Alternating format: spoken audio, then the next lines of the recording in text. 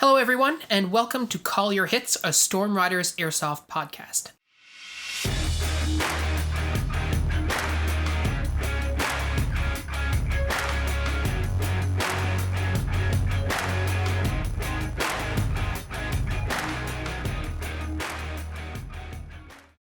Thanks for joining us, everyone. Today we've got John in the studio, and he's going to be talking to us about a very specific piece of history called the Denison Smock. And before I get into the discussion with John about what exactly is a Denison Smock and why is it important and all this kind of stuff, I want to talk a little bit just briefly about a question that we sometimes get asked, which is how do I turn airsoft into a career? How do I make money from airsoft? How do I incorporate airsoft into my professional life? And what we're going to be talking about today is a really good example of one of the ways that people who play airsoft can use what they discover while playing airsoft to support them in their, academics or in their professional life. And if you're looking to if you're looking to turn airsoft into a profession by playing airsoft, you can be a content creator, but unless you're a very big content creator, like some of the biggest guys like Jet Desert Fox or Novrich or whatever, you're unlikely to be able to make a career playing airsoft.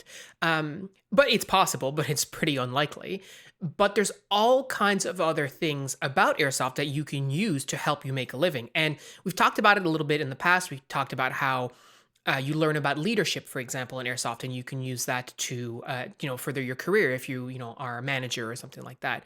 Or you can learn about communication and education, right? So if you want to become a teacher, you can use airsoft as a way to learn how to teach people and all this kind of stuff. And so the discussion today with John is a really good example of how something that John discovered and learned about while playing airsoft ended up being able to support him in his professional field. So without further ado and without any more introduction, let's get into it. So the Denison Smock. John, why don't you tell us a little bit about what exactly that is? Because I would assume that most people who are listening have probably never heard of what a Denison Smock actually is. Yeah, and for those that have heard about the Denison Smock, I should probably give some of my credentials to be speaking on the matter, because if there's anyone that has any inclination about the smock, they probably know some things, and they probably heard a lot of theories and stuff about it. But I've been researching the smock for about 5 years. I just recently purchased my first hand-painted one size 8 mint condition CWS manufacturer. But the Denison Smock is a specific bit of kit that was introduced in 1942 to dress the airborne army of Great Britain. So this is the very first inclination of the British Airborne Army, or the Paras as they're known today. So the lineage dates back to 1940.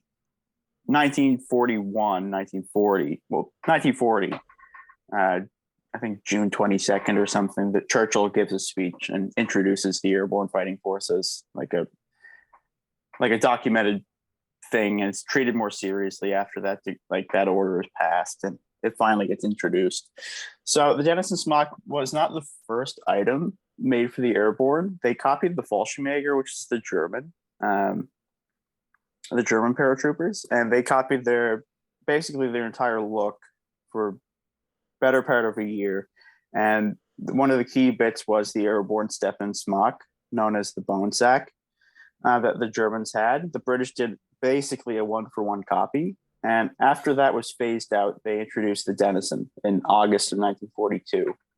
So just to get a little bit even more basic than that, because I don't think that it's a term that's in super common practice, especially I would say North America, even less. So Sure. What exactly is a smock?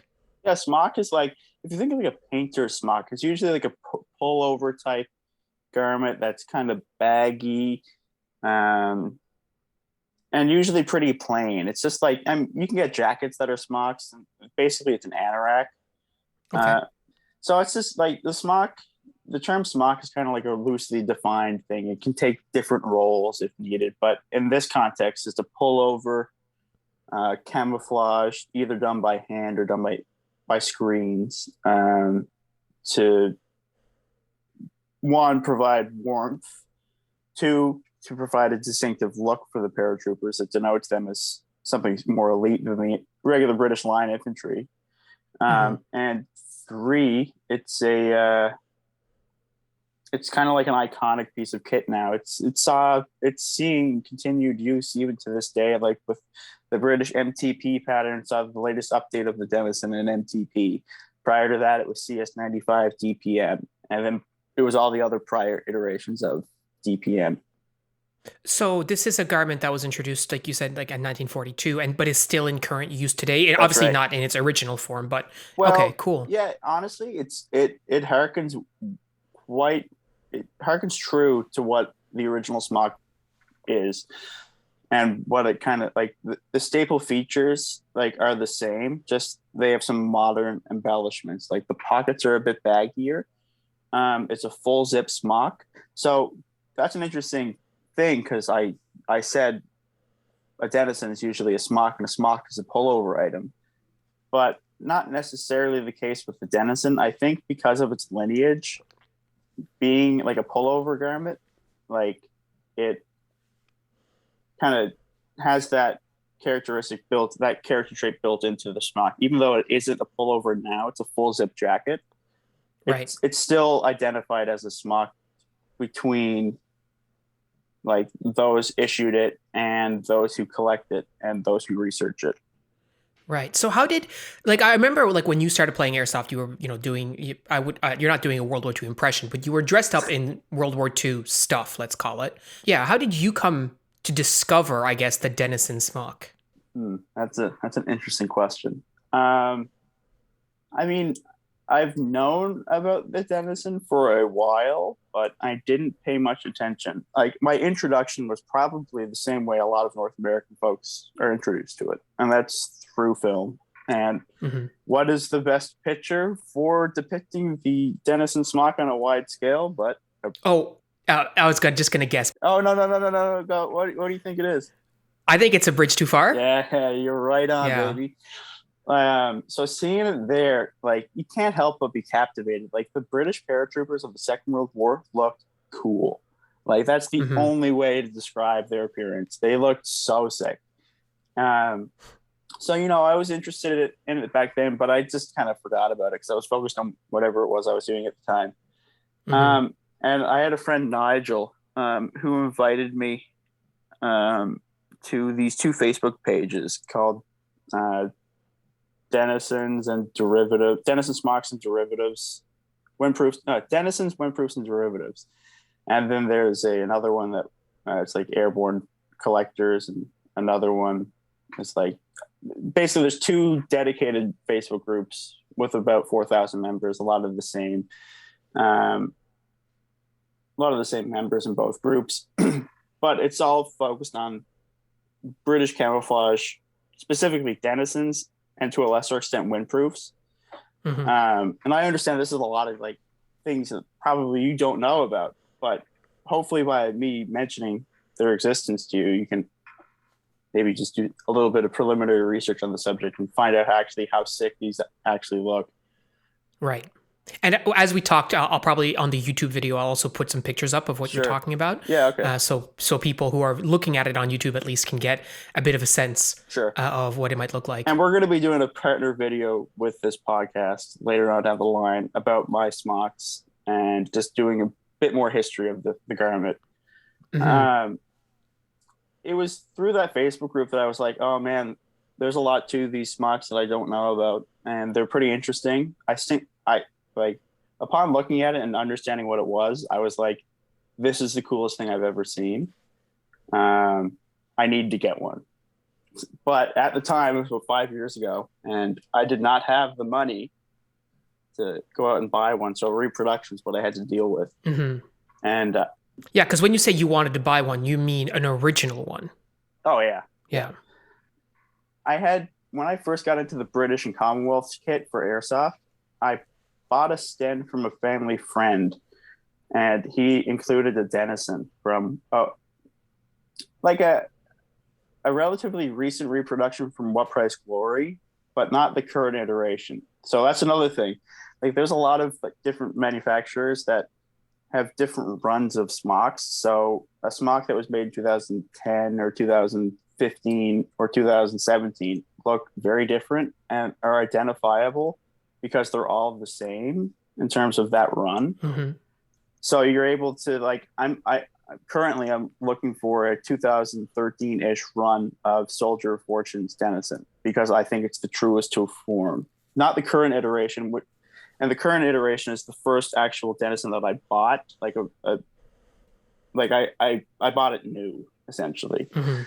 and I wore that for quite a while, and I recently took it apart. Well, so I think there's an interesting question here. So you think the Denison is the coolest piece of kit you've ever seen. You decide to do your Commonwealth impression kit and all this kind of stuff, and of course you end up wearing it um, at the airsoft field. And we've talked a little bit in the past about your interest in living history, which is to say, wearing historical kit and seeing what that's like to get a glimpse into the agency of the individuals at the time and stuff like that, which we're not going to get into right now. But so you're going to airsoft and you're playing with airsoft wearing your Denison Smock. How does Yeah, that impact how you feel about it? Like, what do you learn about the smock when you're doing that you didn't know prior?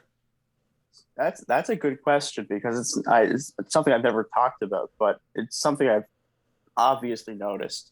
When I bought my Soldier of Fortune smock, um, I was of the mindset that it can't be baggy. It has to be kind of close to how, like, if I was to buy a jacket new, I would get it to my measurements. You know Mm-hmm. what I mean? Yeah, yeah.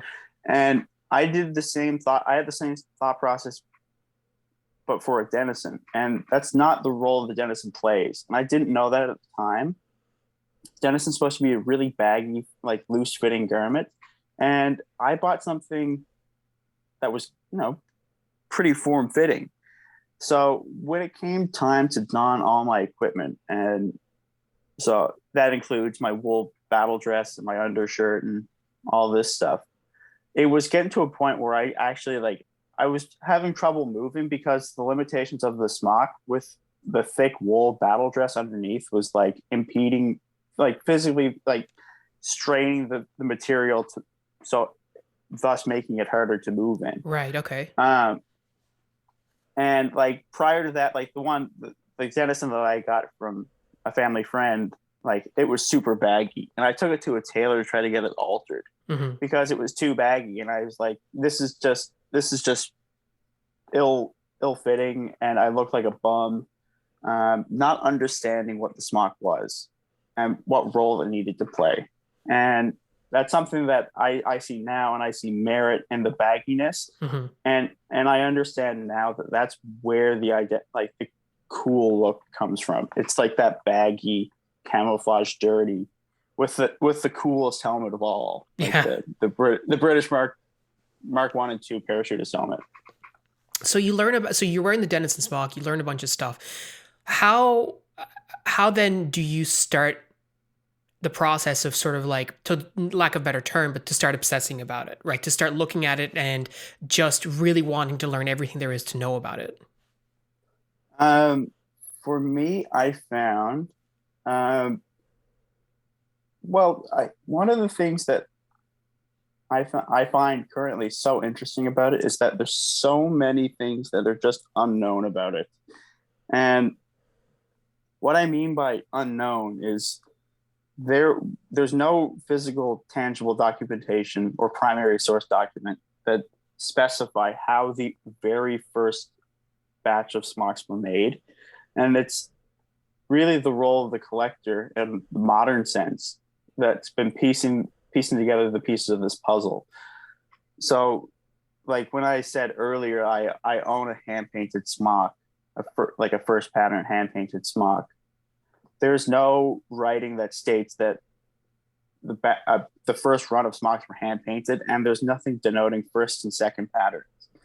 That's clearly like a collectorism, for lack of a better word. It's like it's something born out of the conscious identity of the collector, and that's how they denote patterns and different variations between the wartime smocks. And it was actually because of that mystery and that I found that I got really obsessed on. I was like, well, there's something here to this, and we just don't know it. And I find that it's a mystery, is what it is, and it's linked to two of my passions, camouflage and the British Airborne. And that's interesting because when you think about it, like think about all the things in our daily lives that we just do, it's just part of what we do for expediency. We do XYZ. We don't think about how we're going to need to document what we're doing for Yeah, generations, like 70 years in the future, to figure out, yeah, oh, that's why they did something. We just sort of do it because we need it right now. Um, yeah. and that potentially creates that mystery which you're talking about, which is quite interesting. And honestly, I think the part when I really got obsessed with the Denison was probably at the start of the pandemic. I found like I don't know, I was working at my local university as like a with the archaeology department, and I lost my job, which is, I mean, it wasn't much of a job to begin with, but so I qualified for like the relief benefit or whatever, and so suddenly here I was stuck at home getting 2 grand, not going anywhere. Hmm. So what's the natural inclination of a 20 something to do with an interest in airsoft and history, but to go on eBay and go look for Denison Smocks. Hmm. And so the first smock that I found was a South African like training smock from, there's no date, but you can only speculate. It's probably from the 70s, maybe the late mid 60s. It's just a plain white smock. Um, and I was like, "Oh, this is so sick! This is the first smock that I've ever owned. This is legit." And there's like everything is so well known about the Denison in terms of like the actual smock. Like those in the know understand what a Nui press stud is, and to see one of those in person, like a legit one, was pretty crazy to me. To you and the rest of the guys, like here I am ogling about buttons, and you're like, okay, this guy's clearly out to lunch. Yeah. But so that's kind of where I got the bug. And like I understand collecting things. Like I collect helmets, I collect how Denisons. So after that, like I was like, I gotta get a British one. So I got a DPM one for my birthday, like a cheap DPM one, CS95 pattern, so like 90s or 2000s. And after that, I found an Australian, uh, whatever their pattern is, the DCMU or whatever, I forget. Um, I got one of those smocks, and then like the idea was for me to start making one. I was like, that's the goal right now. It could be, and the reason, the thought process behind it was that there's currently 2 people that manufacture like a hand painted reproduction of the smock. Everywhere else doesn't. They all like, when I say everywhere else, I'm talking like big box stores. So like Soldier of Fortune, What Price Glory. They make screen printed smocks, which is just the means of applying the camouflage. It's done by screens as opposed to done by brush and hand. So there's a bit more labor intensive. There's really not much known about the smock. So it's realistically it's guesswork of Hmm. they're just trying to match it to an original. Um, so I submitted my name to be on the list for one of these 2. Actually, I put my name on both lists for both manufacturers. Frank Brown does one, Steve Kittle does another, and I put my name on both. And luckily, I got on the Steve Kittle wait list of 20. Or I got accepted for like one of Steve Kittle's first run of 25 smocks. So, in like last August or something, I finally got it. Hmm. The August before last, I finally got it, and it's phenomenal. Like it's excellent. It's a really well made, and the only critique I really have of the garment is it's too well made. Like having an original now to compare it to, like the stitching is immaculate because he spent many months on it. Hmm. So I kind of got the bug of like, well, maybe I might try to reproduce my own one. So I went down to the local craft store, in this case Fabricville, and just bought a bunch of fabric that I thought would work. And I've no sewing experience prior to this, and I just sat down, looked at my Soldier of Fortune second pattern smock because that's what I had available at the time, and I just kind of just cobbled together, like reverse engineered it. Like I looked at the finished garment and I was like, well, how do I make one? And I just kind of just took a puzzle apart without actually doing anything like to destroy the reproduction. Hmm. And it bears it bears resemblance to it. But I did a lot of things wrong, obviously. Even Right. like in terms of construction of Denisons, like I should have dyed it and painted it first before assembling it, but I didn't. I did it all the one time when it was finished.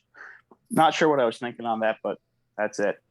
And it wasn't until I got my Steve smock that I was able to really understand the nuance of the smock. So that's where, like, because the utmost care went into the reproduction. Like, the correct fabric is used, the correct stitch, or the thread is used. Like, the coloring is perfect, the cuffs are perfect, the buttons are perfect, the zipper is original.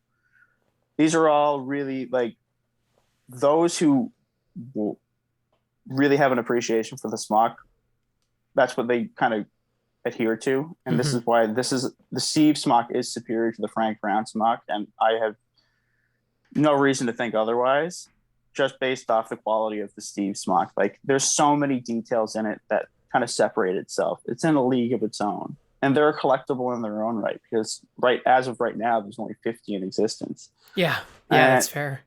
In fact, there's fewer of those than there are probably of original Denison smocks, right? oh yeah, yeah, well, it's such a low number. Hmm. Like, there's probably a couple thousand, maybe 1,000 at the most of originals, like hand painted ones, that is. Yeah. Still kicking. Um, but for like, obviously the price tag is for the serious like collector and reenactor. Like, it was 350 pounds, which is like 700 Canadian. Hmm. Like, this is like only like the really dedicated want this smock, and they get what they paid for. Like, so he he did a specific manufacturer called Wearings, which is like, this is where like a contextual understanding of the smock is kind of like needed. Like, different manufacturers have different characteristics that are found on their smocks, like in terms of build construction. So with Wearings, there's two very distinct characteristics, for lack of a better word, that kind of identify it from a visual glance as a Wearing smock and not like my smock, which is a CWS. Hmm.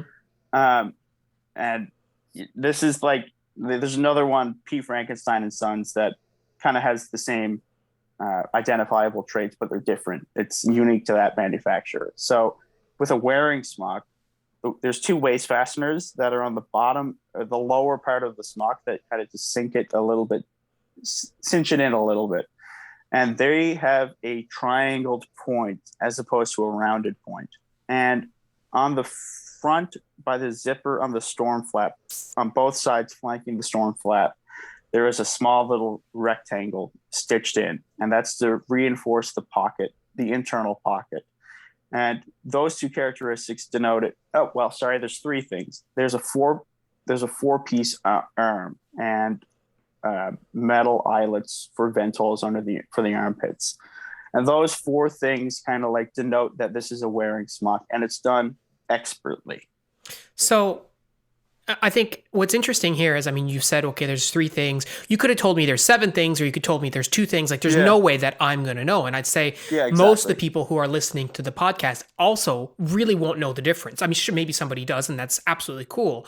But so you obviously have a very in-depth knowledge about the manufacturer, Denison Smock and stuff like that. And I Yeah. would say that that's not dissimilar to many of the in-depth knowledges that other airsofters have about a variety of topics that are surrounding Oh, airsoft, definitely. whether it's because they watch a lot of Forgotten Weapons on a particular subject and they know a lot about a particular firearm, like in their history and stuff, or because they spend, like Chaz, for example, spends a lot of time in a gearbox, just like Pat, and they both Yeah. have a very in-depth knowledge about stuff that really the average person doesn't know Yeah. a whole lot about. So what's interesting though is, like, to me, as just let's say a regular individual, it makes no difference. And you could think, Yeah. okay, well, that knowledge isn't really useful, but you then take that knowledge and apply it in an academic context, right?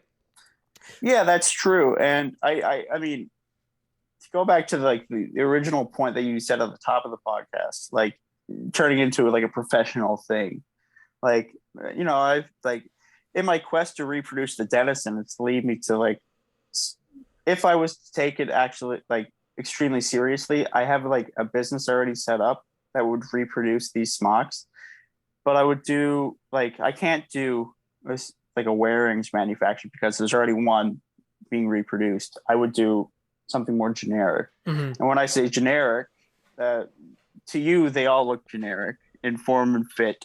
But to the avid collector and those with a technical understanding of the smock, they understand the phrasing of the most standard smock as being like a CWS for first pattern or like a John Gordon for second pattern.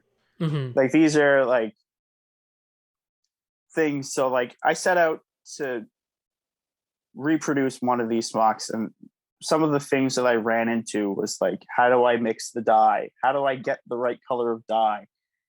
And arguably, once I had the dye situation relatively figured out and made it bear resemblance to the correct colors used on the originals, I was like,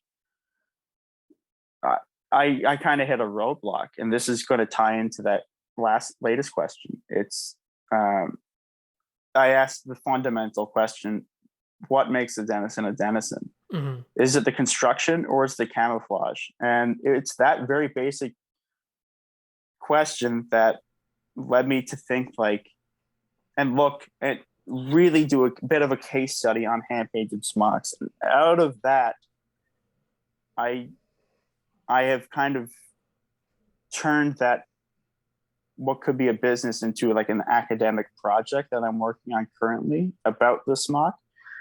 Um, Specifically, it's like there's a distinct pattern on hand painted smocks that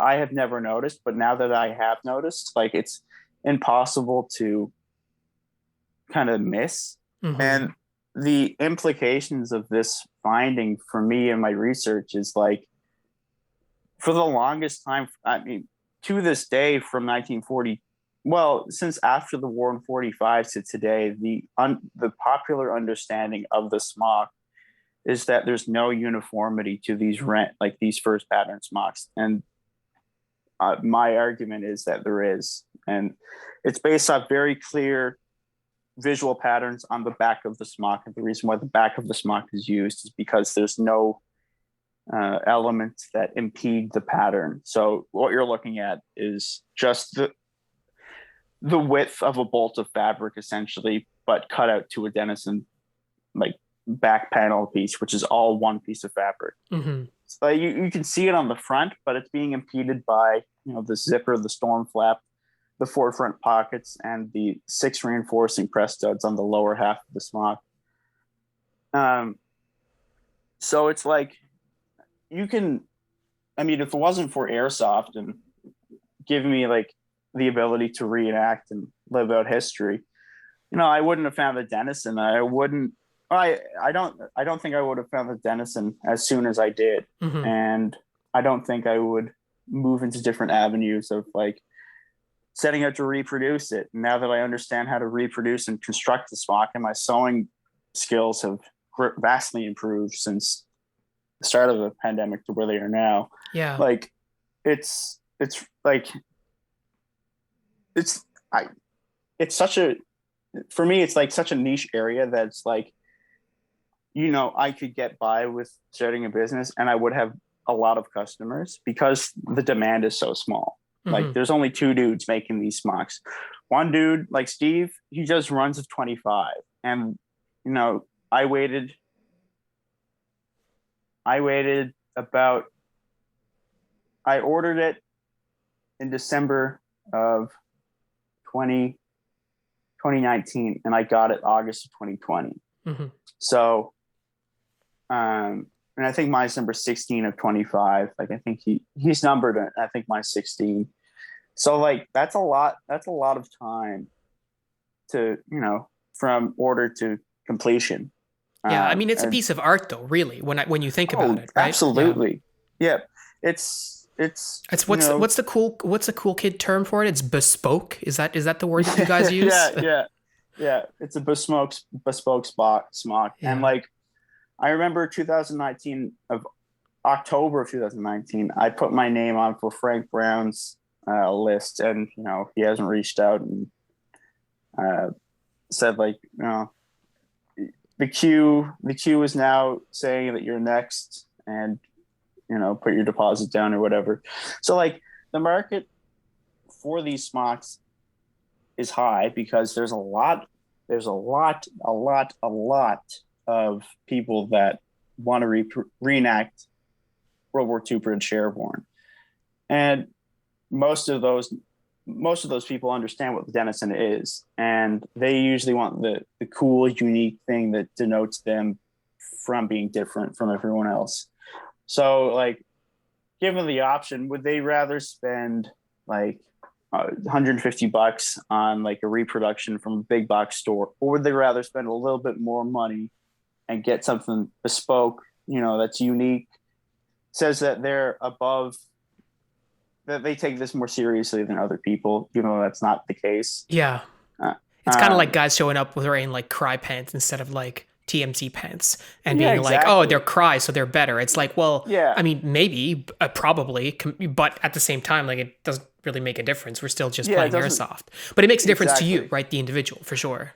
Yeah, um, like it's just like the hand painted smock is just not being represented. Hmm. There's no, and that's due to the limitations of manufacture. Like if one of these big box stores did a hand painted version, it would sell numerous amounts of smocks. Like I'm talking crazy amounts. They would far outreach or surpass the screen printed smocks, and that's just because of the nature of the beast.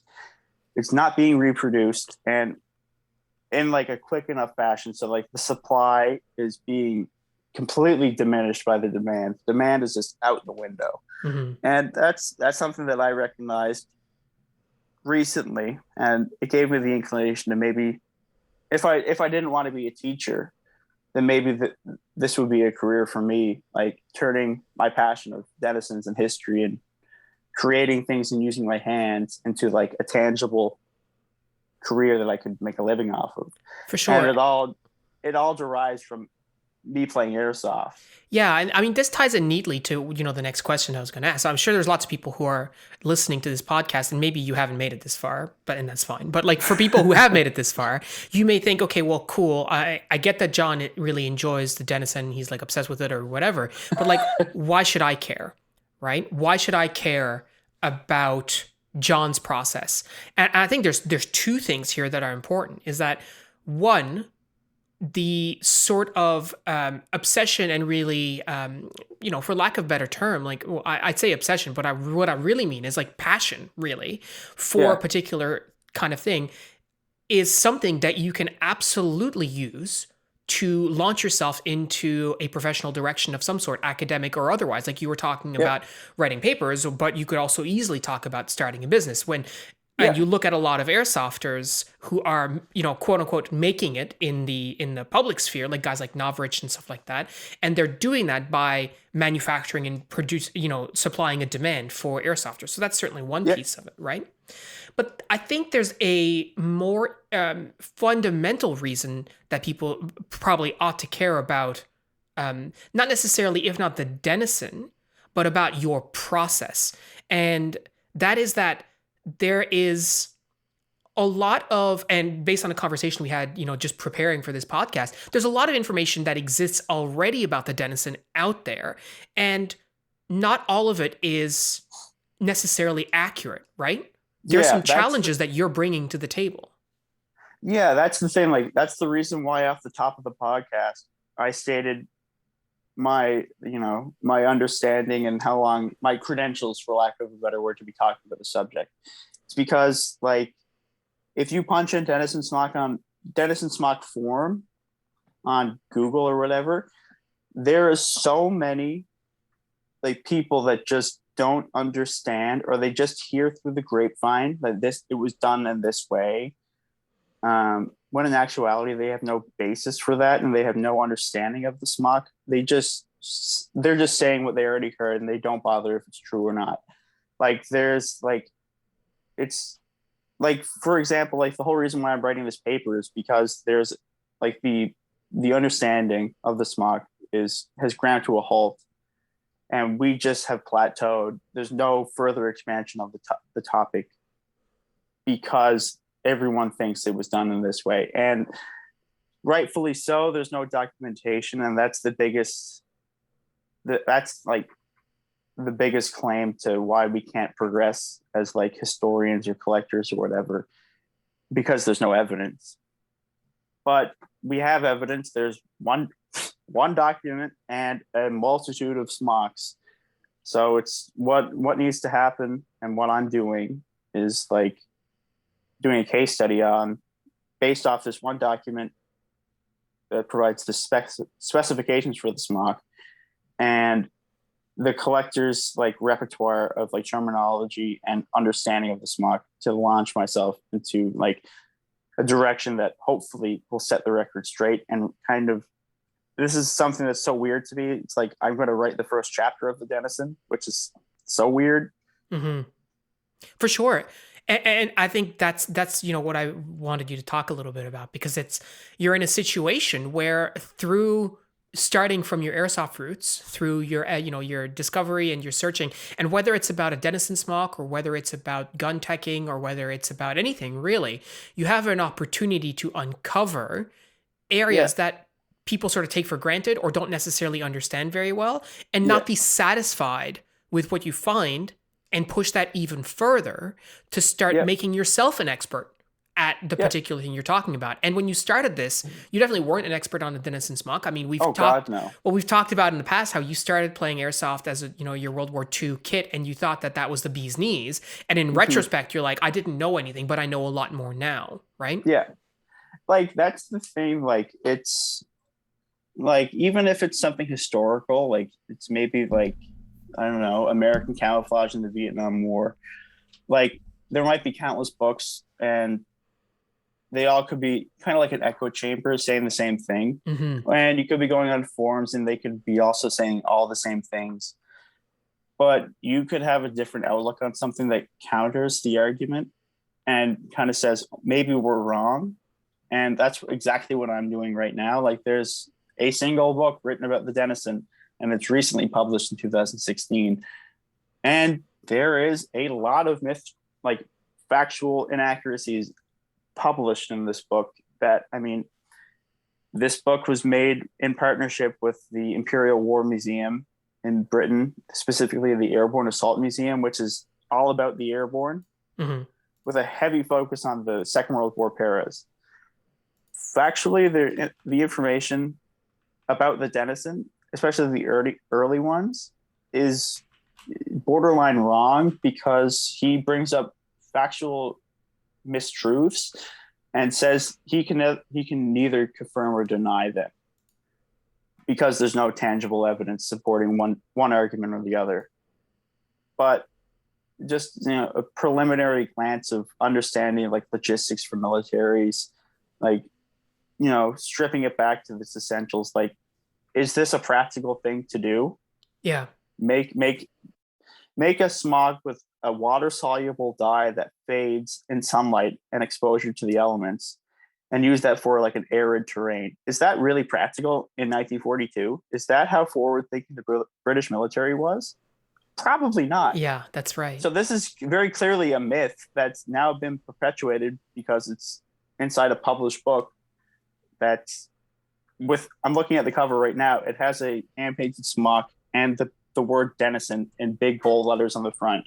You can't really like argue that this book isn't about a Denison. Like this is the sole focus of the book. Yeah. Though I don't want to like rag on it too much. It is an excellent resource for picture documents and stuff. Like he has an excellent repertoire of like Smock's use. It's just his phrasing. Some of his like claims are just a little out to lunch in my eyes. And Yeah.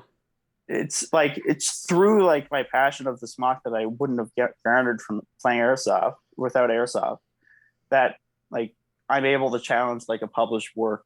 So like that's the thing that I think, Phil, you're trying to get at is like, Definitely. And it's interesting because as a historian, you will not necessarily always know where the next source of information about your particular field of study is going to come from. And I don't think I've ever told you this, but I reached out. So I've talked about this in the Discord before, but my grandfather, my maternal grandfather, well, all my grandparents fought in World War II, but my maternal grandfather, my mom's dad, he was trained in the United States in 1945 in Jacksonville, Florida, yeah. with a whole crew of fighting French, so the Français Libre, I should say, Hmm. in Florida with the Navy to be a part of the torpedo bombers and stuff like that. Because, Okay. in our sort of retrospect, we know that the war ended in 1945, but in Yep. 1945 they didn't know it was going to end, so Yeah, they kept exactly. training and stuff. And so he was down in Jacksonville, Florida, and I wanted to see if I could find some pictures of him on his deployment. And I had some artifacts that were left behind from his time there, but I didn't have any pictures of him. And so what I actually did is I reached out to the command historian at Naval Air Station Jacksonville, who's like a civilian who's attached to like the whatever the unit is down there, and I Hmm. basically told him, I'm like, hey, so my grandfather was trained here in 1945. I sent him a copy of my grandfather's training certificate that certified that he had been trained as a French torpedo bomber, et cetera, et cetera. Anyways, Yep. when I provided that information to him, the guy said, "Oh, I did not think that the Fighting French had ever been trained at this auxiliary station that is cited on the document that you provided. So it's called Hmm. Cecil Field, where it was an Yep. auxiliary base of Jacksonville, and Naval Air Station Jacksonville." And he came back to me and he's like, "I knew that they had trained torpedo bomber aviators in Jacksonville, but it was my understanding that they were not trained at Cecil Field." And I Hmm. provided him a first source document that Yeah. showed that that had actually been done. Huh. Right. And this Yep. guy, it turns out, and because he was very kind and he sent me a copy, he wrote a book on Huh. the training that had over history that's been done in Jacksonville in Florida. Oh wow, that's sick. So now he has a primary source documentation that proves that a piece of knowledge that he had about Jacksonville was actually incorrect. Right now, unfortunately Yeah. for me, he didn't have any pictures of my grandfather. But I mean, Yeah. it is what it is. But that was a really interesting moment, both for me and for him as well, right? And Yeah. so I'd say it would be not dissimilar to you reaching out to this person who wrote the Denison book and saying like, "Hey, just so you know, like here's some information that I have based on my historical, And studies," right? like it's funny, like the thing about like this book is because it provides the only primary source document of the Denison, which is the specification sheet, and he doesn't do anything with it. Like he has it in his book, Schedule A and Schedule B, which outline the components of the smock. Like basically everything you want to know about the construction of the smock is detailed here. It's because this is like outside of the pattern pieces. Like this is the next key bit of information for the smock. Mhm. And in the top right, it states supersedes specification U dash or forward slash 1988, which is just the the technical term for the document. And this is specification U forward slash 1998B.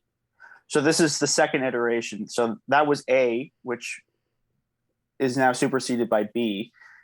We don't know. I don't know where schedule or the superseded document it is. That could also shed tremendous amount of light, not only in the date, like the order of operations, like when did the Denisons first start production? Because right now, my understanding is that after August 1942, like the Denison starts being made now.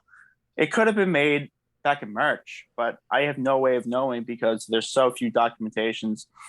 The Imperial War Museum is so swamped with like questions and stuff. I'm not going to hear back from them for another month at least, if I hear Mhm. back from them at all. So like really, like the lack of him utilizing a primary source and then like a technical, like analytical, historically correct way is just like a deficit to his book and his research on the smock, which la- you know, like I said, we haven't progressed as like a community of like collectors or historians, whatever you want to define us as, even though there's a published book. Yeah, and I think you mentioned it earlier, but I think that's an important facet that we even live in our regular airsoft without getting into the specifics of a particular like piece of specific garment from 42. But like Yeah, we don't want to live in an echo chamber where everybody's saying the same thing. If it turns out yeah, that some of that could actually be a falsehood, right? Like people, this happens a lot. We see it a lot on like the airsoft subreddit, for example, where people oh keep yeah, saying the same thing over and over and over, and it's just not true. And so yeah, you have to be willing to have your opinion challenged about something, and vice versa. If you have reason to challenge the common knowledge, and you should definitely do that.